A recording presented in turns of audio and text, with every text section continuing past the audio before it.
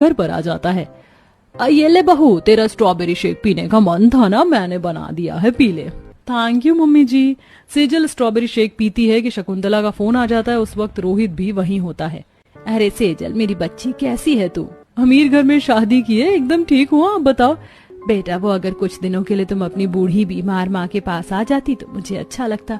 जो भी 30 रुपए थे उसकी दवाई लाई हूँ। डॉक्टर ने बोला लू लग गई है, ठंडक में रहो। लेकिन मेरे घर कूलर एसी कुछ भी नहीं है। दामाद जी को तो बहुत बड़ी कंपनी है, एसी का रोजगार है, तो उनसे यहाँ पर एसी या कूलर लगवा दे तो अच्छा लगता।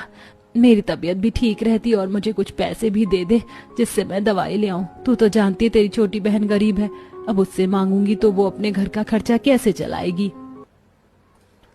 इतनी रामायण सुनाने से अच्छा है शुरू में ही बोल देती अपनी अमीर बेटी दामाद को देखकर पैसे मांग रही हो, घर में एसी लगवाना चाहती हो, वरना तुम फोन क्यों करती? इसीलिए याद आ रही होगी मेरी। क्या आपको इसीलिए अपने अमीर दामाद की याद आई?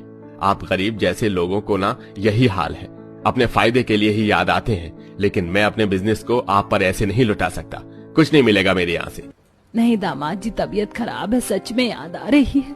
अकेले काम धाम नहीं होता, बीपी कम हो गया, चक्कर भी आ रहे हैं। माँ मेरी तरफ से तुम्हें कोई फूटी कौड़ी नहीं मिलेगी, और मैं इतनी गर्मी में तुम्हारे घर नहीं रह सकती। रखो फोन। फोन करते ही शकुंतला की आंखों में आंसू आ जाते हैं। उसे अपने पड़ोसन की कही बात याद आ जाती है। अगले दिन उसकी हालत खराब थी। पड़ोसन सर पर ठंडे पानी की पट्टी कर रही थी। फिर शकुंतला अपनी गरीब बेटी को फोन करती है। तबीयत की खबर सुनकर बेटी के साथ फौरन दामाद भी पहुंच जाता है। क्या बात है माँ जी, आप और आपकी इतनी तबीयत खराब है, आप इतना लेट बता रही हैं, पहले ही बता देती। हाँ माँ, आपको ऐसे नहीं करना चाहिए था। जरा देखिए खुद को। माँ घर में फ्रिज था, कहाँ चला गया? वो तुम दोनों की शादी का पैसा चुकाने के लिए मैंने बेच दिया। माँ जी, आपने क्या हालत कर रखी है? घर में पीने के लिए ठंडा पानी नहीं है, ना कूलर है। ऐसे में तो गर्मी से लू लगेगी ही। सुहानी, तुम माँ जी का ख्याल रखो, मैं अपने वहां से मिट्टी का मटका लेकर आता हूँ, और दवाई भी खत्म है।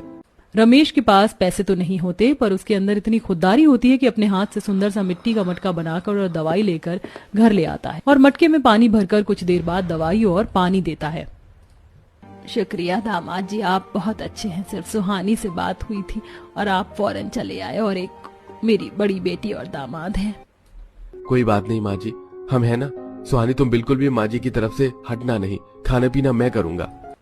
रमेश खुद खाना पीना बनाकर अपनी सास की सेवा करता है, सोता है, और सुबह अपने माता पिता के पास भी जाता है, और फिर गर्मी में मिट्टी के मटके बनाकर लोगों को बेचता भी है। यही वह कुछ दिनों से लगातार काम करता है, जिससे बचे हुए पैसों से किस्त पर सास